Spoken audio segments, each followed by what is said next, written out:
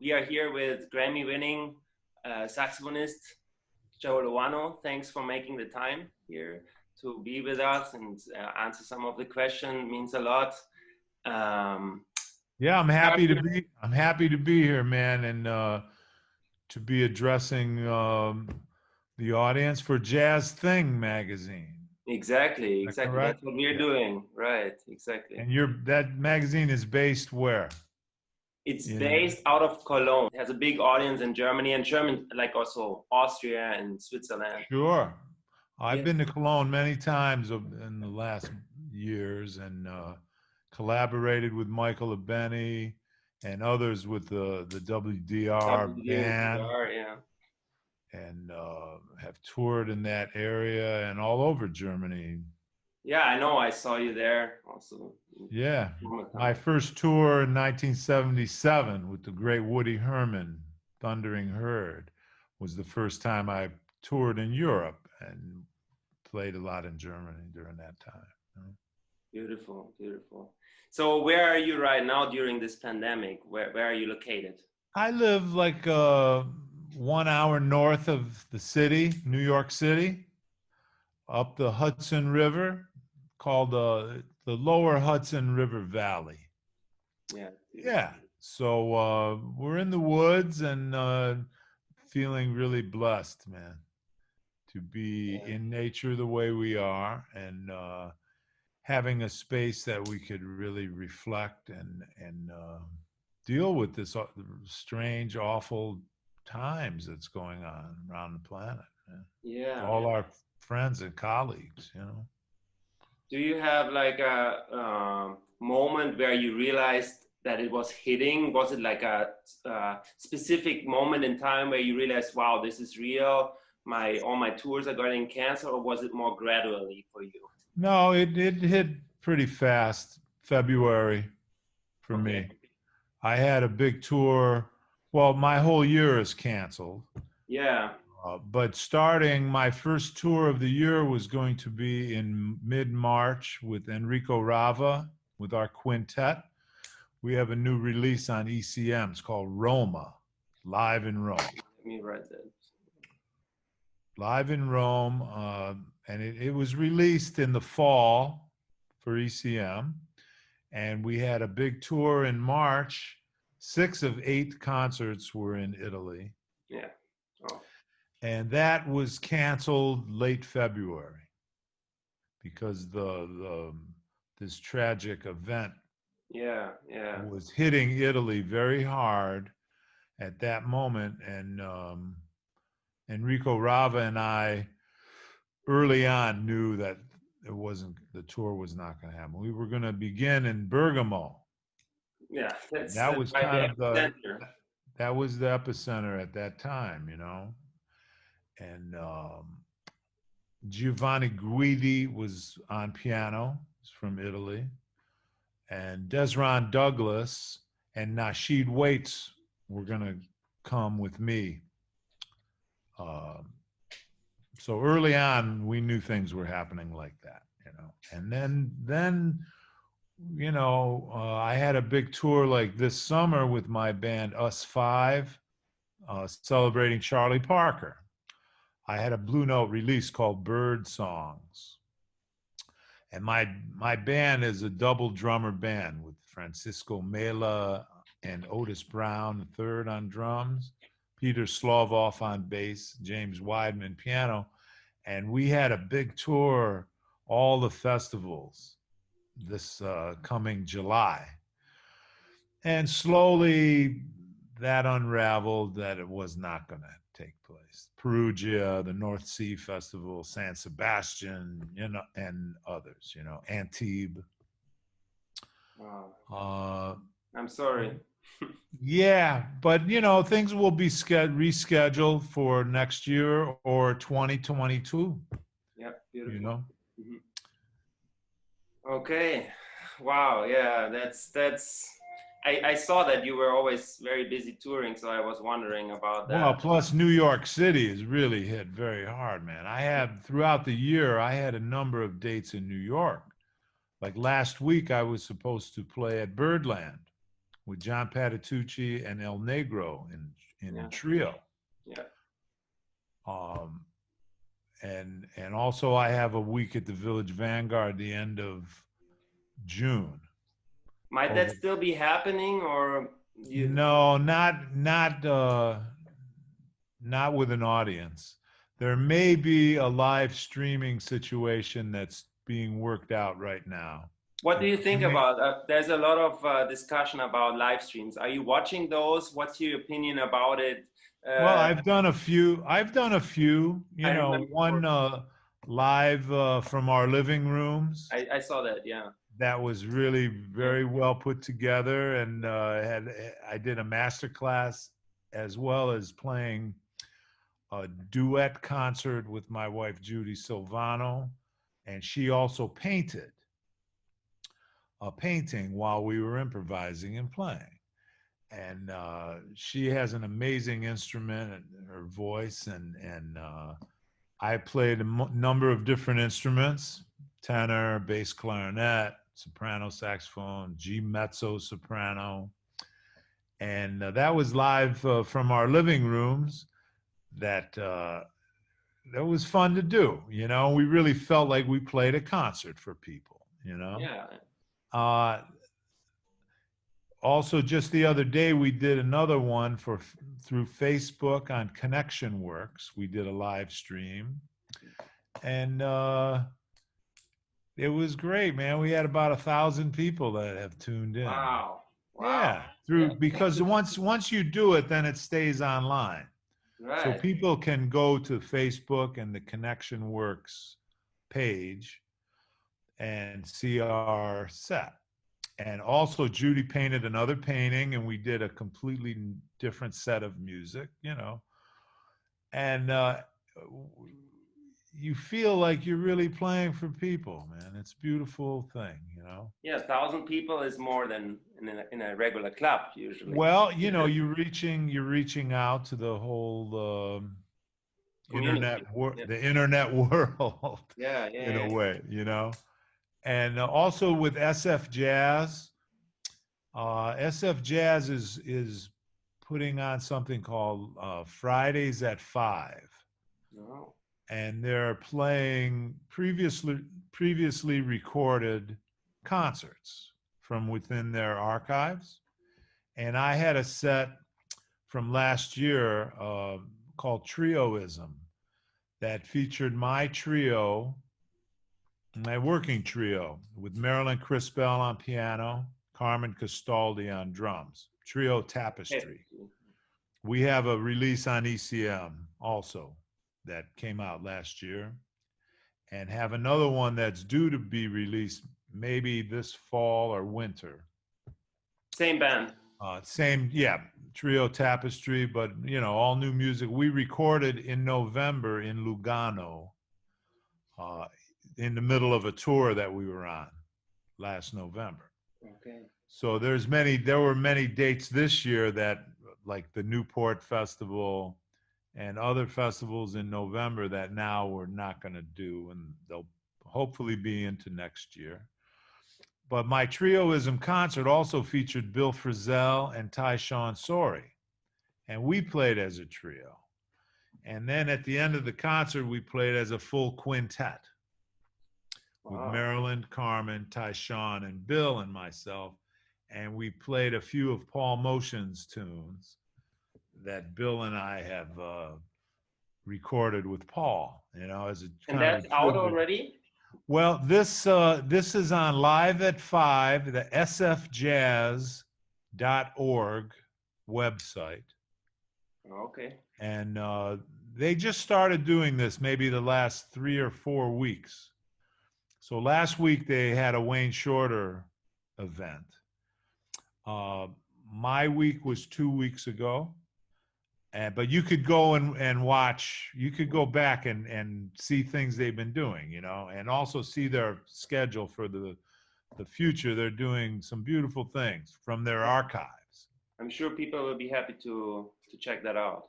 Well, you know, it was really beautifully recorded and also documented visually with maybe 4 cameras. So it's a really beautiful presentation, the way they document things at SF Jazz.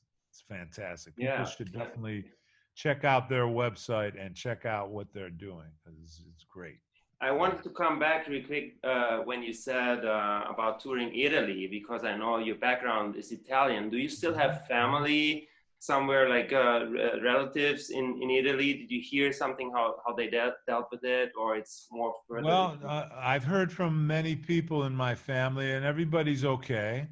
All 4 of my grandparents came from Sicily, and they came to the States 1906, 1913, in those years, right? So my parents were born in the States. I'm second generation Sicilian American, Italian American, you know. And my mother's family, the Verzi Sereniti names, are from Chisero, Sicily, and the Lovano Ferracci families are from Alcada Le Fuse. And both are province Messina, but in the mountains. Okay. Like Mount Etna is right there.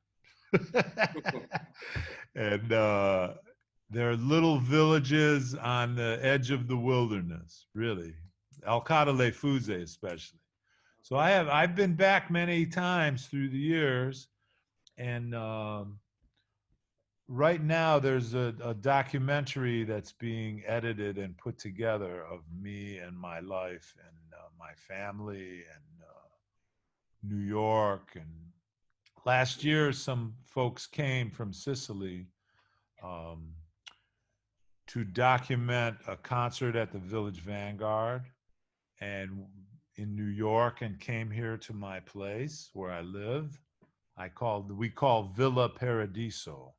I remember, yeah. And so there's a film being put together right now.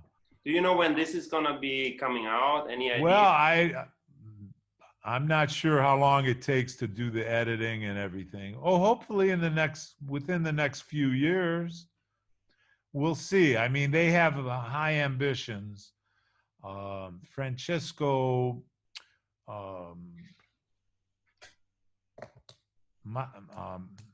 Marasco, Franco Marasco, is the director.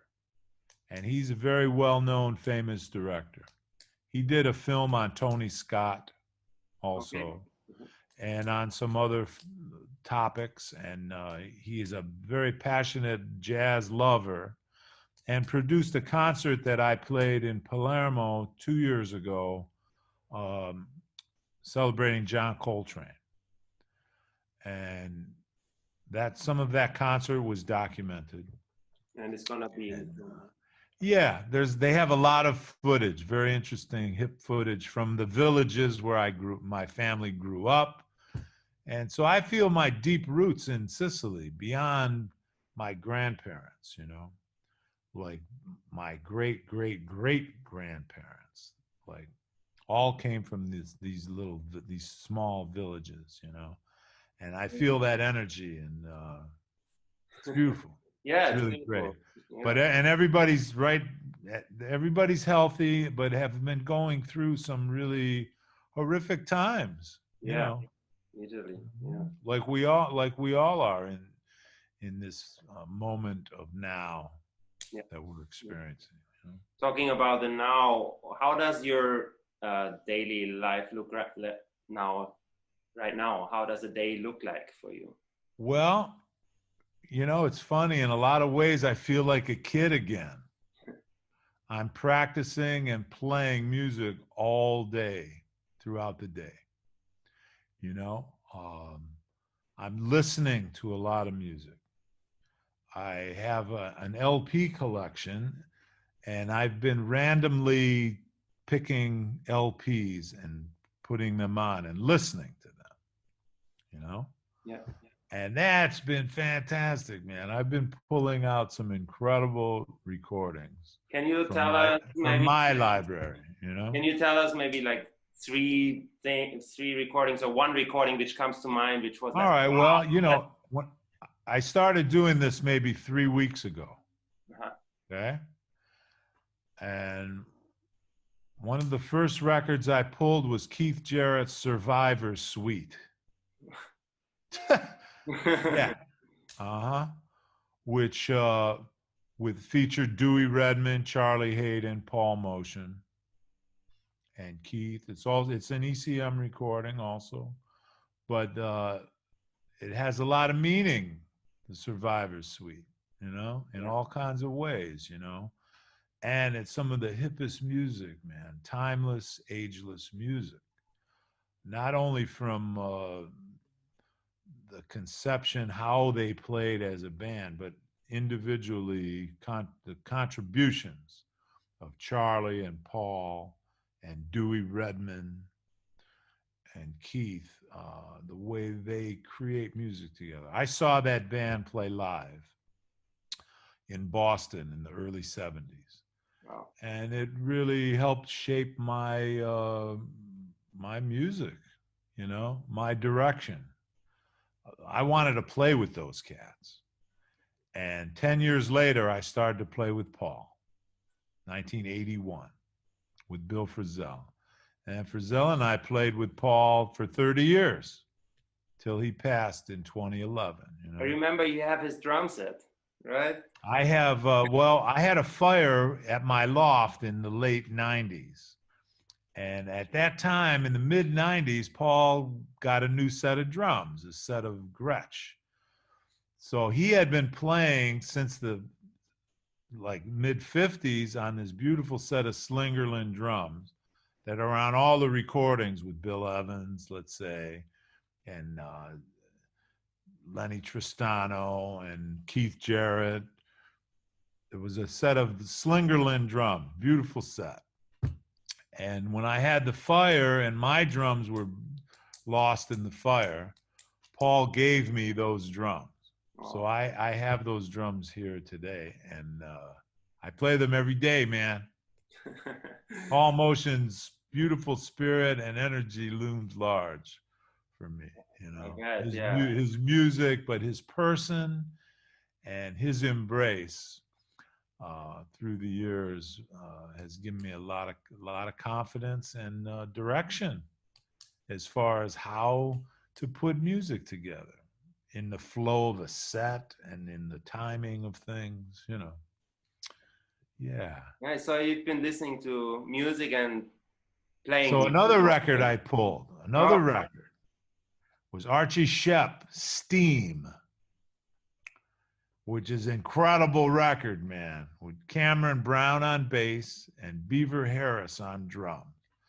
And it's some beautiful Archie Shepp. I hadn't listened to this recording in a while, but I know Archie and I've seen him through the years a lot, and sat in with him and played with him through the years as well, He has also been an inspiration for me, and to pull that recording at this time was something else, man. It was great to hear, Nice. Uh-huh. I'll check it out, and or the people hopefully check it out as well. Yeah, Steam. Everyone's going to know that record. Anybody's hip to Archie Shepp, they're going to know that record, man. Nice. What do you think is that's a very hard question to ask, but what do you think is gonna happen in the future, to jazz in general, to us as a jazz community, to us players? Are you hopeful? What do you think? How is it gonna? I'm hoping that in this moment, there's a lot of soul searching going on.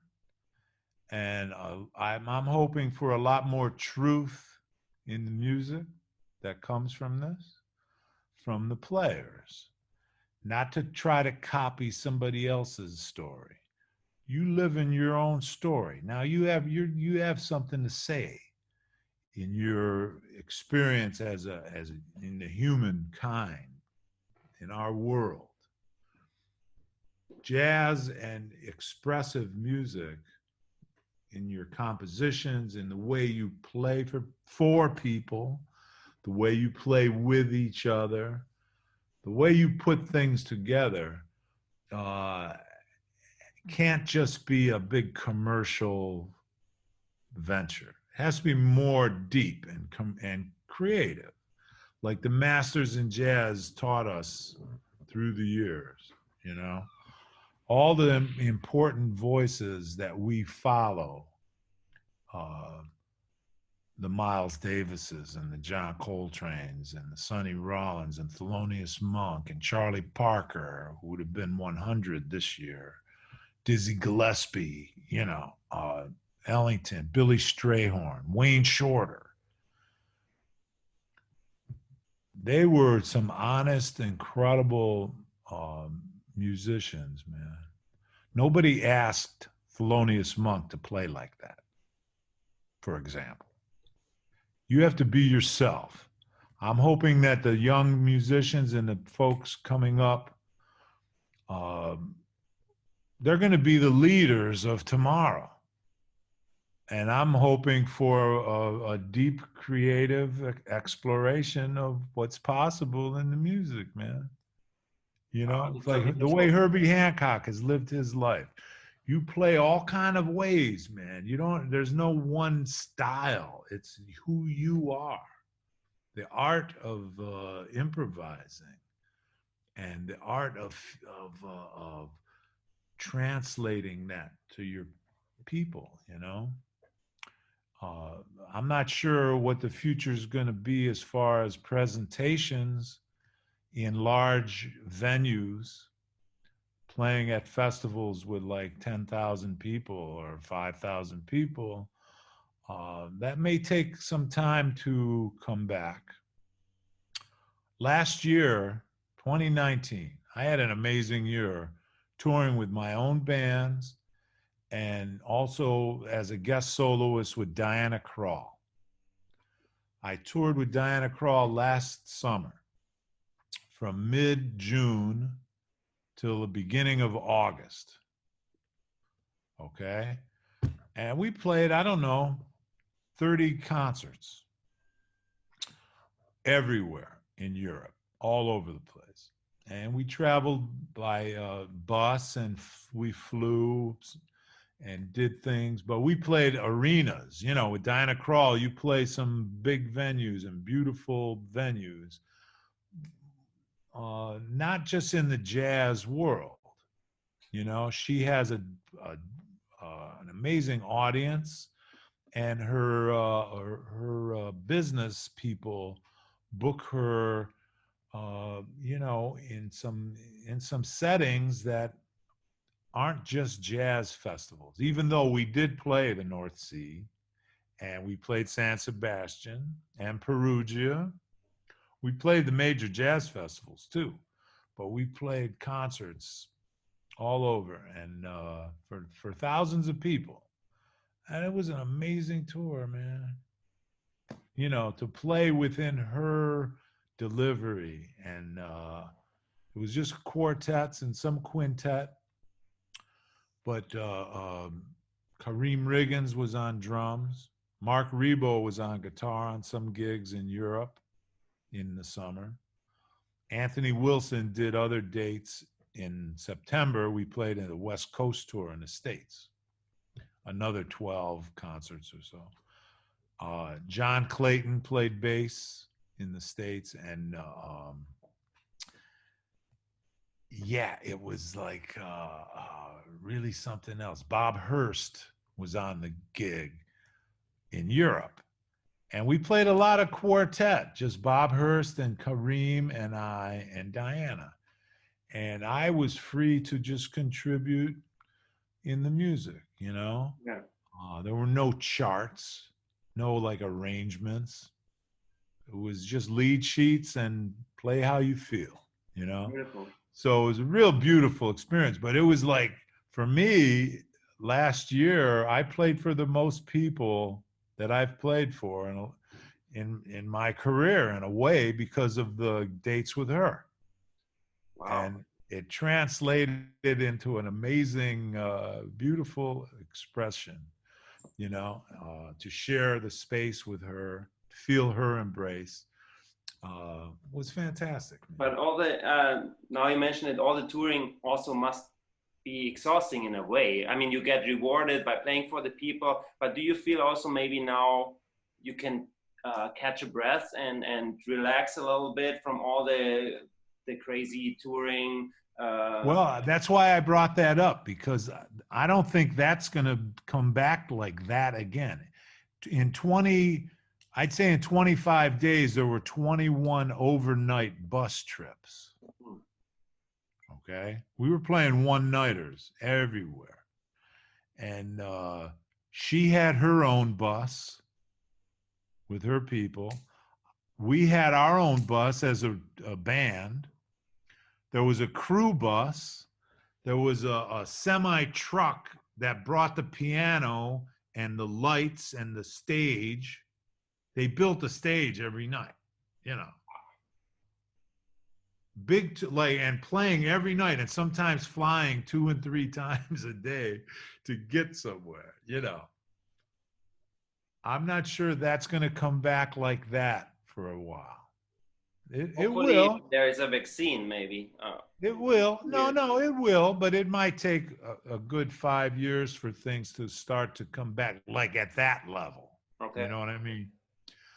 So everyone has to just be patient, man, and relax, and use this time to study and to really get into some spiritual things, you know, for yourself, and for how, you know, I'm working on ideas and concepts about how to play better, and what does that even mean, better, you know, to be clear in what you're trying to say on your horn and in your music as a composer, and the way you can play together with others, share the space, so it's a real like a congregation of people, the band and the audience, you know.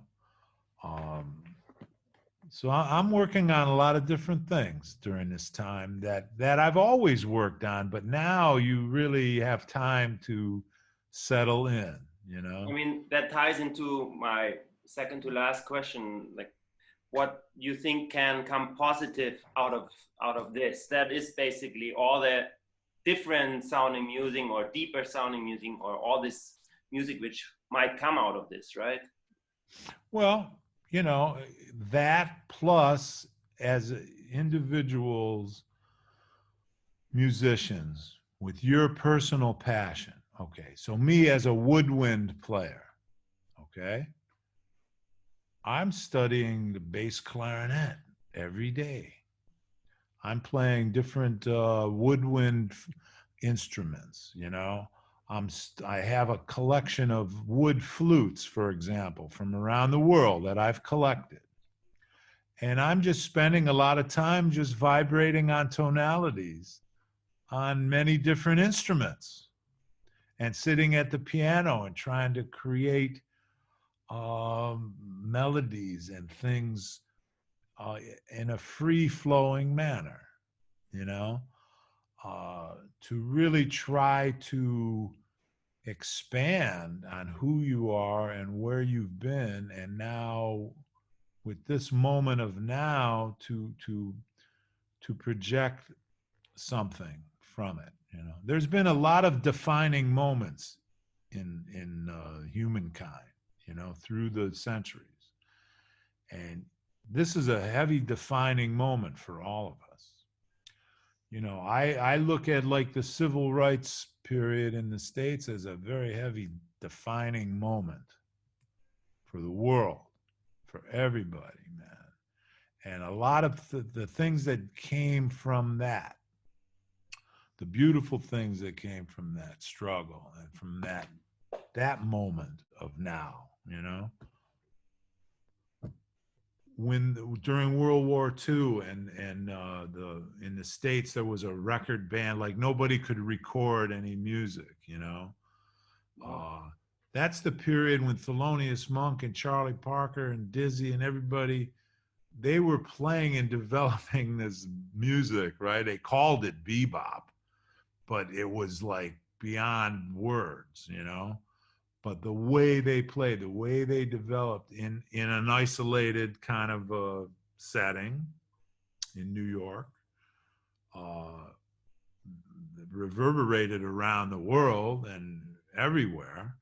But you know, there was a small group of cats who really like they play. Nobody asked them to do that or play, you know, like that. You know, that was a defining moment that led somewhere beautiful in music. You know, and we're still feeding off of. You know, this is a defining moment for everyone on the planet. Yeah. And I think if people really get deep into the spiritual sides of things instead of the commercialism of, oh, I got to get back to work, I got to do this, I got to do that, oh, I'm not wearing a mask, you know, I don't care about you. Yeah, that attitude is a drag, and those people are not going to be healthy. They might not get sick with the virus, but they're not going to be healthy with the spirits, to me, you know. So you know, I'm looking very optimistic about how things can evolve from this defining moment, and I'm going to make that happen for myself and my family and people around me. Um, Beautiful. or I'm going to try. You have to try your best, right? Yeah. To be a better person, man. To have gratitude and feel the blessings and share the blessings. That's how I look at it as a teacher, right? I have the chair. I have the Gary Burton Chair in Jazz Performance at Berklee College of Music, for example. I'm doing a lot of Zoom and online forums and one-on-one with folks, you know. I don't look at it as teacher student as much as I have some experiences you don't have.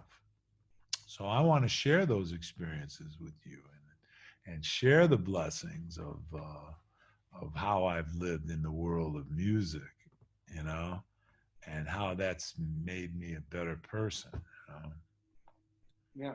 So you know those kinds of things I'm really pondering all the time, and I'm spending a lot of meditative moments during this period. That being home, I'm usually I'm usually when I'm home, I'm doing the same things except I'm planning for my next trip. Yeah. You know, I'm looking ahead 3 weeks or a month from now at a date, you know, like June 15th, my flight leaves Europe. Munich, for Okay. Munich or somewhere, you know? Uh, so that part of it's not there right now. I'm not planning any trips or anything. I'm just going to let it be. And by living like that, I'm feeling young. I'm feeling like I'm back down my basement in Cleveland, Ohio, and practicing and playing with a sense of exploration to That's study. beautiful. Yeah, that's beautiful. Yeah, well, Yeah, thank you so much for those beautiful words, and it's very inspiring. And well, I'm sure thank for a you. lot of people. Thanks for the opportunity address these issues and for my fans and people that live in the world of music, man. Do you have like a final message for them? One thing, like working with Manfred Eicher and ECM Records has been fantastic, man. Over the last two years or so, my release trio Tapestry, then another release Roma as a quintet with Enrico Rava, and now there's a new recording by Marcin Wasilewski, pianist. His trio that was they're from Poland. They were Thomas Stanko's rhythm section for a number of years. We just put out a release together. Their trio with me, and we play some of my music and ideas and Marcin's tunes. That's going to be released now in June on ECM. And I have my next release of Trio Tapestry that's right now in the middle of post-production that I'm hoping to be released maybe the end of this year, but maybe next spring. I'm not sure how Manfred is timing his releases. But I like everyone to check out some of that music, man, because for me, it's a moment of pure expression and in a meditative, peaceful way. You know? Not an aggressive approach, an approach where the music unfolds as you're listening, and each time you listen, you hear different things. Looking forward to it, definitely. I remember the last time I saw you was in fall with Soundprints with Dave Douglas at the Vanguard. Which we also have we have something in the can also. That's what I was wondering. Yeah. We played in January, right before all of this became known. We had a week at the Village Vanguard. Or maybe it was then. Yeah, I think that's where I heard you. Yeah, I thought it was before. Yeah. Just now in January. Exactly, yeah. So we played a week, and it was maybe the third week in January, and then the next week we went in the studio and recorded all this new music that Dave and I wrote. I remember it was music. Yeah, such a great. That's a very special quintet, and we've been playing now since 2012 or so, as a band with Joey Barron on drums and Linda. Yes. Yeah, Mahan O on bass and Lawrence Fields on piano. And we really have a language together that we've been developing. And we had a real beautiful session, and then all of this happened. So now that's in post-production right now also. And will be released on Dave Douglas's label Greenleaf. Yeah. Hopefully sometime later this year. He's working. Dave is tireless in his approach and concepts and work ethic. He's amazing, and not only as a great player and composer, but just in his nature, And he's putting some beautiful things together from the business side of things, that it's going to be a special release. Maybe with some illustration also in the packaging. A lot of things people can look forward to, a lot of the new releases. That's awesome. Beautiful. Yeah, and for me, knowing about those things and having them already in the process to be released, that's giving me also some time to relax and to work on some new ideas for the next moments, Beautiful. Yeah. Thank you so much, Joe. It meant a lot. It was beautiful talking to you.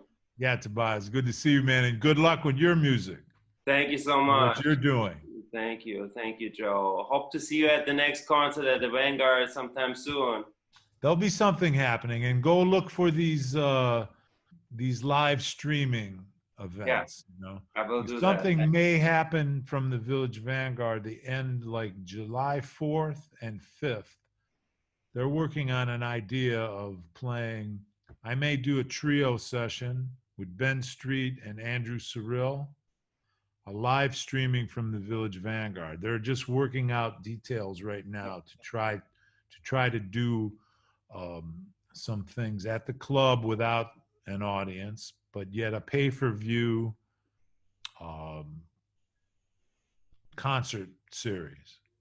I'll check it out, and I tell the people to look for it also. Yeah, look for that. July 4th. If it all comes together the way we're speaking, July 4th will be an 8 o'clock set, New York time. And on the 5th, a 3 o'clock afternoon matinee set. Ah, July 4th, also not an Yeah, unimportant date. right. So we'll see. We'll see how this all happens. If this happens, I hope it does. It'll be really beautiful. Beautiful. Well, stay safe and healthy. Say hi to Judy from me, I and will.